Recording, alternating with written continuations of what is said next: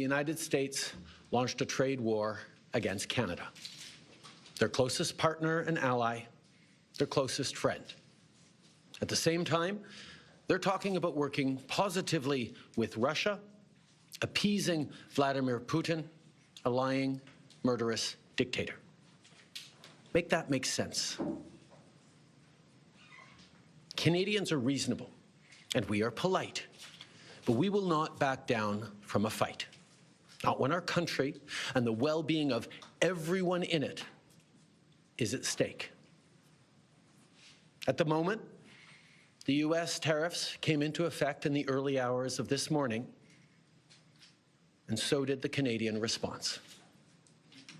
Canada will be implementing 25% tariffs against $155 billion worth of American goods, starting with tariffs on $30 billion worth of goods immediately, and tariffs on the remaining $125 billion of American products in 21 days' time.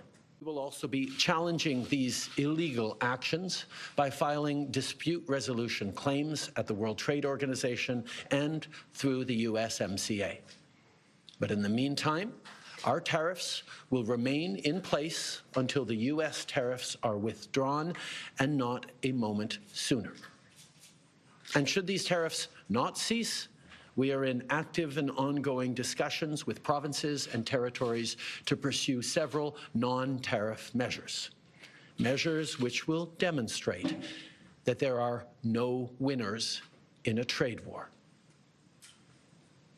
Now, just like I did a month ago, I want to speak first directly to the American people. We don't want this. We want to work with you as a friend and ally. And we don't want to see you hurt either. But your government has chosen to do this to you. As of this morning, markets are down, and inflation is set to rise dramatically all across your country.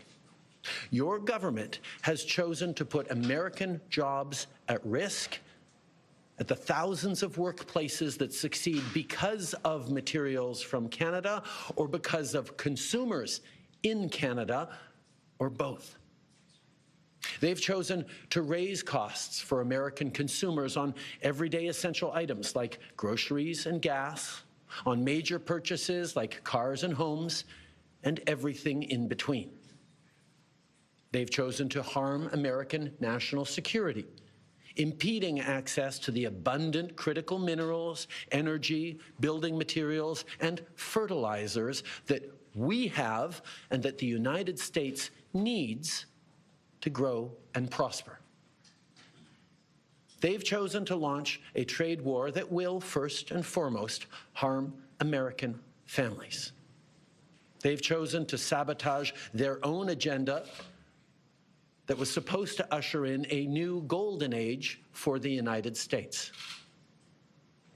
And they've chosen to undermine the incredible work we've done together to tackle the scourge that is fentanyl, a drug that must be wiped from the face of the earth. So on that point, let me be crystal clear. There is absolutely no justification or need whatsoever for these tariffs today. Now, the legal pretext your government is using to bring in these tariffs is that Canada is apparently unwilling to help in the fight against illegal fentanyl. Well, that is totally false. Let's look at the facts. Our border is already safe and secure. Far less than 1% of fentanyl flows and less than 1% of illegal crossings into the United States comes from Canada. But we acted because we know we can always do better.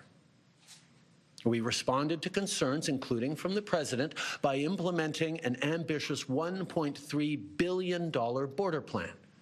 A border plan that includes generational investments in new AI and imaging tools to stop the flow of fentanyl in its tracks, stronger